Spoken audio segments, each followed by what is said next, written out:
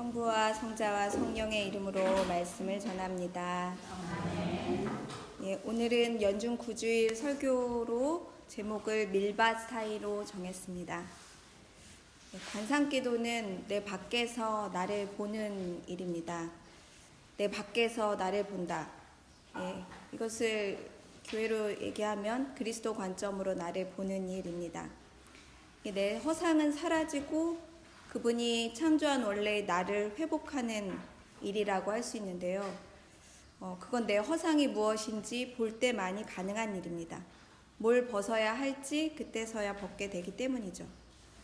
관상기도는 깊이 들어가서 그분 안에 머무르면서 그분 외에 아닌 나는 없는 상태로 하는 것, 나를 죽이는 일입니다. 내가 죽어야 그분이 사는 내 몸, 거룩한 성전으로 회복되기 때문입니다. 오늘 복음서의 첫 시작은 어느 안식일에로 시작합니다. 안식일, 우리를 다시 창조의 시간으로 되돌려 놓는 시간입니다. 안식일은 그분께서 창조를 이루시고 쉬셨기 때문에 우리도 쉬게 되는 것을 기억하고 기념하는 일입니다. 그분의 첫 노동은 숨가쁘게 반복되다가 이렛날에는 쉬시고 이날을 거룩한 날로 정하시어 복을 주셨다로 정해졌습니다. 그분은 창조를 완성하는 마지막 순간으로 멈춤, 쉼을 더하셨습니다. 창조의 완성의 멈춤으로, 쉼으로 이루어진 것입니다. 쉬셨다. 이게 굉장히 중요한 일이죠. 요새 막 쉰다, 힐링, 어디로 떠나고 싶다 이런 말 많이 하는 건 사실은 원래 내가 창조됐었던 그 모습으로 되돌아가고 싶다 이런 욕구일 것입니다. 이건 단순히 나태하거나 할 일을 안 하고 미뤄두고 하는 게으름과는 조금 다른 것입니다. 창조를 새롭게 하는 시간이기 때문입니다.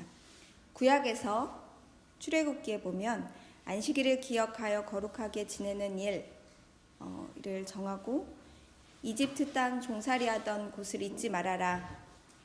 그곳에서 너희를 불러내었던 하느님을 기억해라 라고 말을 합니다. 어제 여름 피정했습니다. 너무 좋았어요.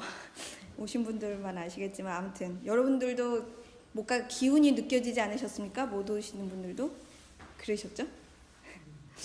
너무 좋았고 우리에게 창조로 돌아가는 회복이 이런 시간이구나 느낄 수 있었습니다.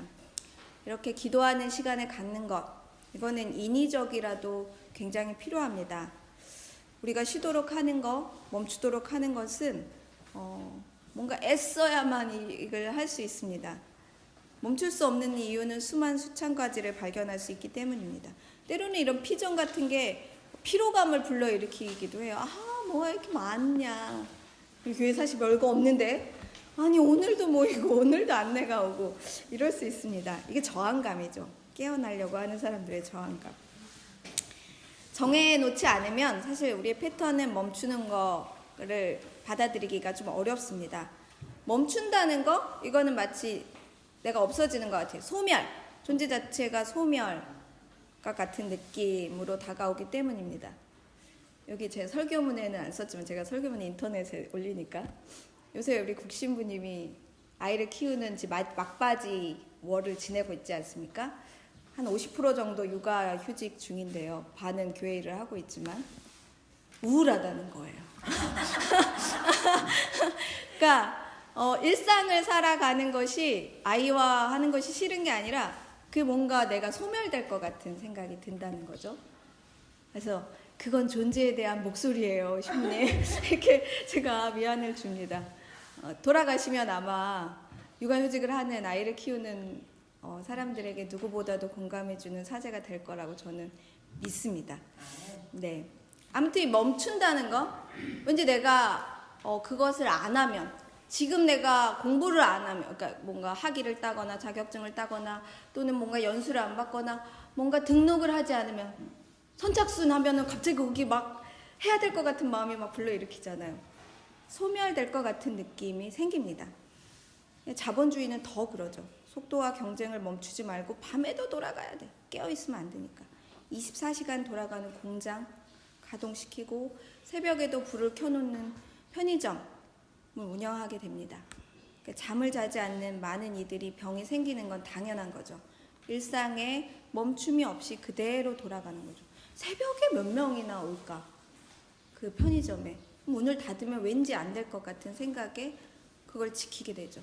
그래도 점점 아르바이트생을 못 구하고 낮에는 사람을 쓰고 밤에는 주인이 지키고 그 주인은 결국 병이 나고 멈추지 않기 때문에 병이 생겨나는 일이 많습니다. 이건 주인으로 사는 삶과는 거리가 멀다라고 얘기할 수 있습니다. 왜냐하면 이 패턴의 열쇠는 내가 가지고 있지 않기 때문입니다. 계속 끌려가죠. 왠지 계속 해야 될 것 같고 멈추지 못하는 까닭은 내 밖에 있기 때문에 내가 주인이 아니게 된 겁니다. 하지만 하느님은 세상을 창조하실 때 우리에게 모든 것을 다스리도록 하셨습니다. 창세기 1장 28절에 모든 것을 다스려라 라고 하셨고 주인으로 사는 삶으로 초대하셨습니다. 창조의 동역자로 저는 부르셨다라고 얘기합니다. 왜냐하면 2장 19절에 보면 동물을 만들어요. 그리고 아담한테 데려다줘요. 그리고 아담이 뭐라고 부르는지 지켜보십니다. 그리고 그 동물의 이름을 정합니다. 창조의 동역자죠. 네. 우리의 위치가 주님과 함께 하느님과 함께 세상을 창조하는 동역자의 위치에 지어져 있는데 우린 이것을 잊고 살았습니다. 구약의 역사에서도 종살이하던 땅에서 끄집어 내리고 와서 겨우 이제 십계명을 알려줍니다. 거기 안식일을 기억하고 거룩하게 지켜라 라는 이야기가 나옵니다. 이것은 창조의 동역자였다. 넌 창조를 하는 사람이야. 종살이 하던 사람이 아니야. 그거니 처음으로 다시 돌아가 살아 라고 하는 거죠. 오늘 연중주일로 다시 시작하는 신앙의 여정입니다.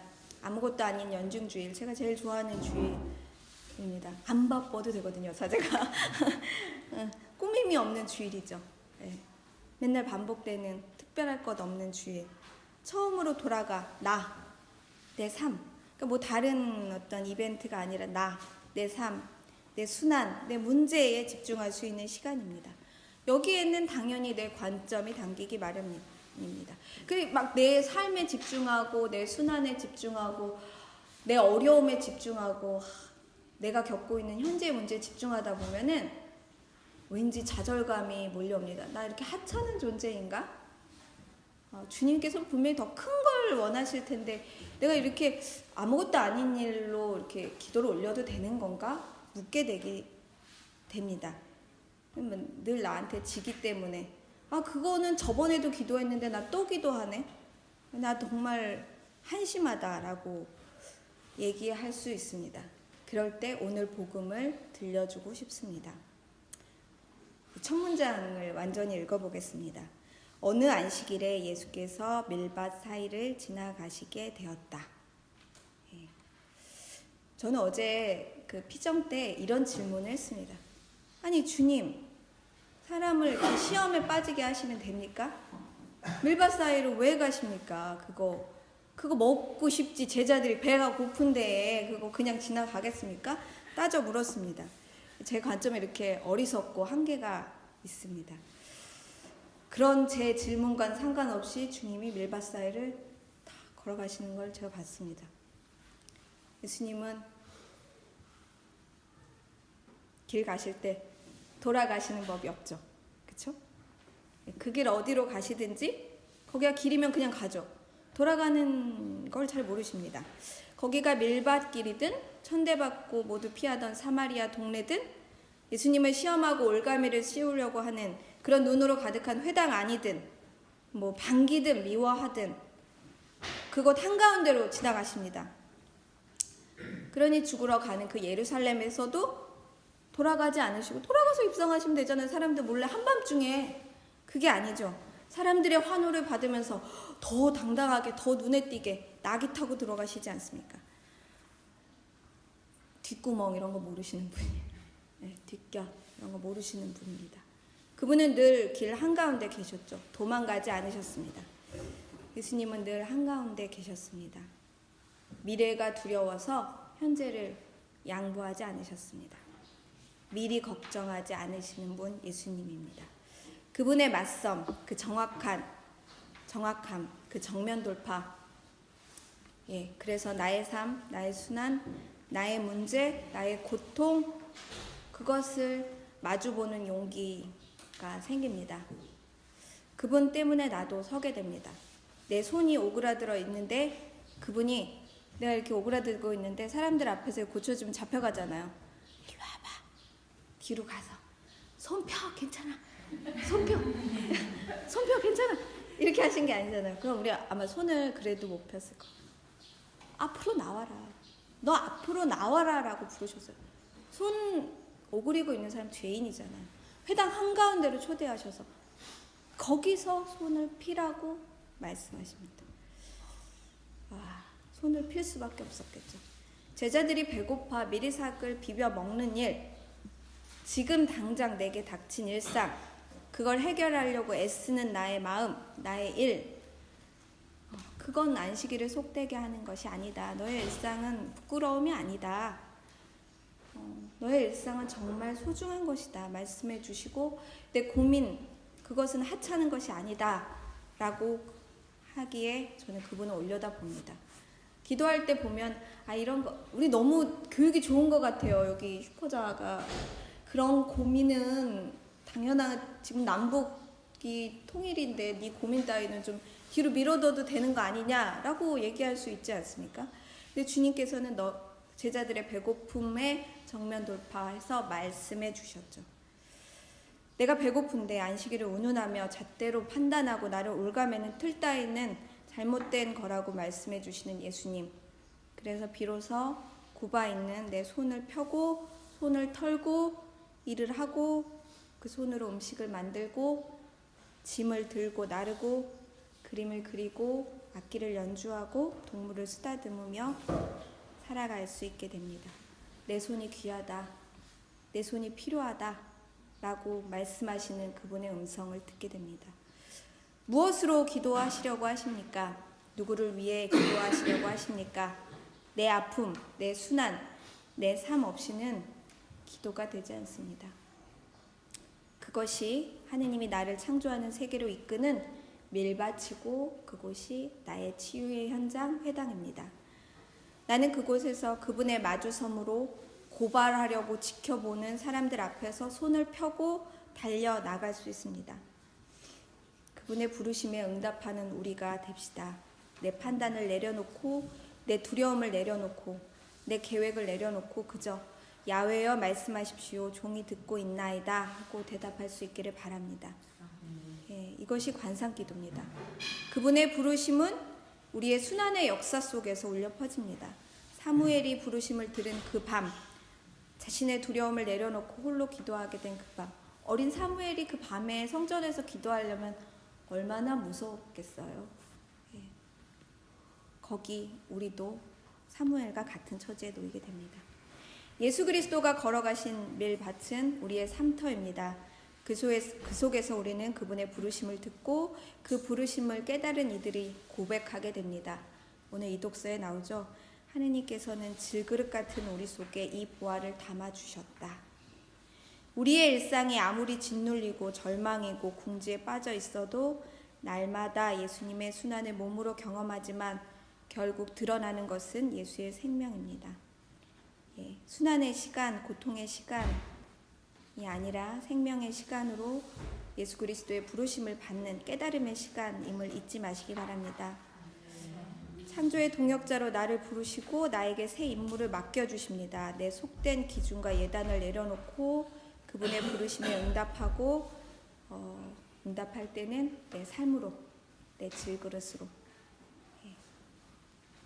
응답할 수 있게 되기를 진심으로 축원합니다. 사족인데요. 고흐가 제가 이제 어제 설교를 12시에 딱 쓰고 고흐의 밀밭을 배경 그림으로 넣으려고 밀밭을 찾았어요. 근데 고흐 그림이 딱 나오는 거야. 고흐가 왜 밀밭을 그렇게 열심히 그렸는지 알 것 같더라고요. 고흐가 진정한 신앙인이었다라는 생각이 들었습니다. 고흐의 밀밭 한번 살펴보시는 오후 되시길 바랍니다.